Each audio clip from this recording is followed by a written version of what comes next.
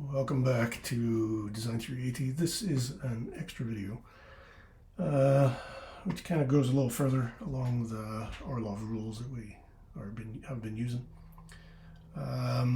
Sorry if you see a little exclamation, a little warning up here. I'm actually using a previous version. Had a bit of a, I don't know, issue, shall we say. Going to be investigating how we might deal with some extra problems that we've got going on here. If we look at our analysis, if you watch the previous videos, you can see this. We have a, not unreasonable approach here, arguably. We have this shoulder fastener. It's not a bad solution because, of course, the gears generate torque, power has to go through these fasteners, so we get shear through this phase and we need a shoulder to resist that. It makes sense, of course. It's not bad. The problem is, if we have a look at Orlov a little bit further back, so the next page, hold on here, let's have a look at our next page. This was our start point, wherever it went. Where did we go? Here we are. So figure 46, we've moved it down. We stayed with the fastener as per Orlov, figure 46. The problem is we have a little bit of over double centering. It is reasonable, perhaps. This is machinable because once the machine's set up, the chamfer here to hold this fastener is not unreasonable. The problem is that we may be excessive cost here for no good reason. So this video is about how to replace this. We're also going to do a little bit of how to use Fusion's inbuilt fastener feature in this video as well. This is in other videos around, but what we're going to do here is try and conform better to this rule down. If we can get back to it. Oh, if we can get back to this rule. Where did it go? Well, I've lost it entirely. We can get back to this rule. In figure 50, we've got this arrangement. We've got essentially the same thing. He's talking about double centering above, which might look familiar. And he basically says, let's back off this tolerance here to give it some slack in the bore hole. We don't have that option because our part is taken the shear through the shoulder of the shoulder bolt. So what we're going to do is get rid of the recess altogether. So this is a little scary, so we're going to do some history here. So turn on our history if you don't have that on. Make sure you see all the parts. There they are. I'm actually going to delete the fastener set stack. That'll give you a warning. Beep. And I also want to get rid of this problematic spot here, so I'm going to delete these just right away. Nice. This gives us a good start point. Notice we can always go back and return to that stuff. The goal here is to use the fastener. Now we're going to end up with a fastener stack. I would like to put it in the same arrangement as it was before. We'll end up with a nut and a washer on this far end, which will maybe balance out the load for this flange-ish thing shape out here. It's not a big deal, but I'm going to nestle the sort of spinny bits, the dangerous bits, inside the rim of the gear. So working away.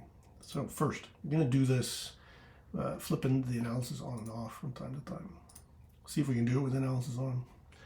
Let's have a go. So we're after fastener, so search for fastener. We do definitely want a shoulder bolt. The question is, before we get started here, what type of units are we using? So let's have a look. Oh, strange. We're in centimeters because our previous video we got the volume. Let's change our units first. Millimeters. And see what we've got here. Radius is 5.5, so 11 millimeter diameter. So it's metric and it's 11 through here. Fair enough. Let's have a go. So again, fastener.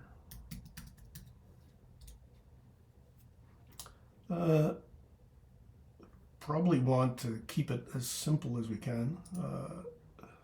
Let's go for a hex head, and we should see a shoulder in here, and we can start to just do some filtering. I want metric. If you've got imperial or something else, you can always clear this and go back here and turn it back on. So we're after metric. Not too worried about all the options here. Let's just see what we get. Probably DIN or ISO is what we're going to end up with here.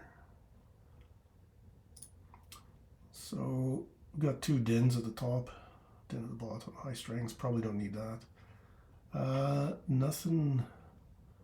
So let's try the first one. No, well, let's try the second one for some reason. It looks a little newer, if that's our only reason. I'm trying to make a point here. We've got everything at auto, and you'll see it gives us a red answer here, meaning if you hover, try it actually, and it'll give you a warning. Automatically selectable is too big for the selected geometry. This essentially implies to us that we're using the wrong standard. So go back to the second option, or the first option, sorry. Hex fit bolt, try that.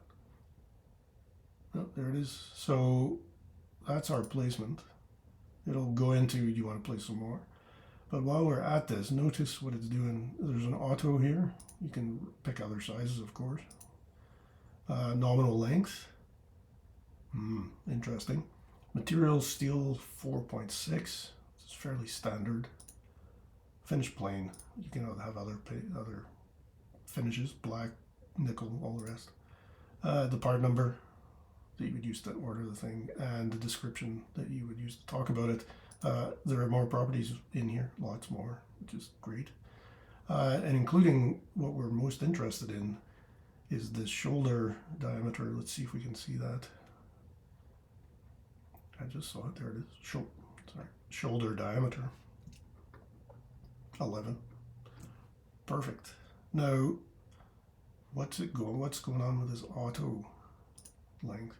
You can see what it's doing here. It's picking nut clearances and thread clearances based on pitch. You can change it to diameter. You can also override this.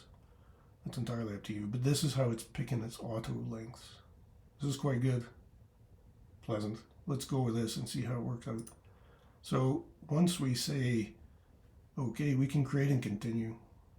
You can say okay as well just to finish, but let's make some more stuff. So create and continue.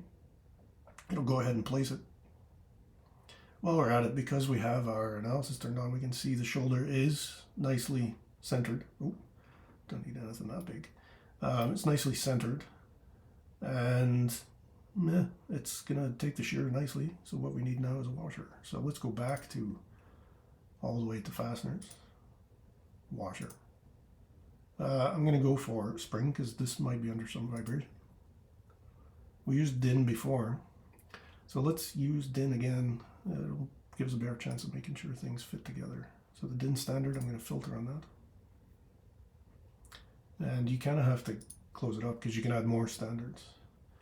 I'm going to try for the sort of most, the least violent spring or lock washer. Conical spring washers are good. Curved is a little bit more, not bad. Let's go for the first one here. It'll give us a diagram. Nice. So this is what we've got, essentially a Belleville washer. It's going to go for auto. It's going to give us material, which is more or less auto. The softer probably is good for us. And let's go ahead and place this. So we'll just go up here and look for that edge. Click once. Now it's going to actually model it flat because it's assuming correctly that we're going to put a nut out there. So everything's looking good. You can look in the properties. And while you're at it, you can have a look. It's close down here, but not bad, right? It's not hitting our edge of centering diameter that we did before. So that's good. Create and continue. Next, back to suddenly went black to fasteners. We're after a nut, and just going to go for plain hex. Keep in mind we're still on DIN metric. chamfered hex, not thin A and B, sort of low number. There's hex nut A and B. It's hex nut C. So this is chamfered. It's maybe not a bad idea to have a bit of a chamfer again for this is spinning around. Hex nut will be maybe less useful. So let's try this first guy. Go back to white. Its material is, well, not bad. Steel 6 is kind of a low number, is probably good. Height and all this sort of stuff. Well, what's K? Let's have a check here. Now that's too small for me. I want it to be quite a bit more than that. So let's go back to just maybe this hex, not A and B. DIN 3, 9, 3, 4. Can't read. Let's try that. Yeah, see, that seems more like it.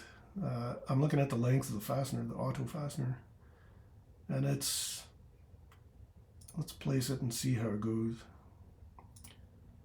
It's 8 millimeters now. Okay, it's a little bigger. It's probably a little bit better match to our fastener. See here, maybe we can we change the length? No. Right, so we're kind of stuck with that. It's not bad though. Let's try a different one. Let's try the next one. C.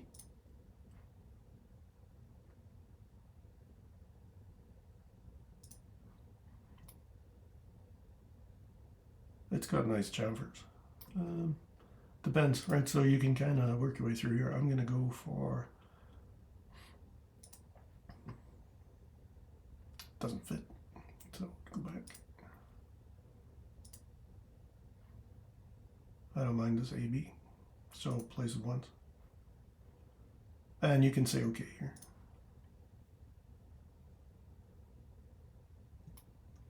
It's kind of great. This is sticking out a little bit.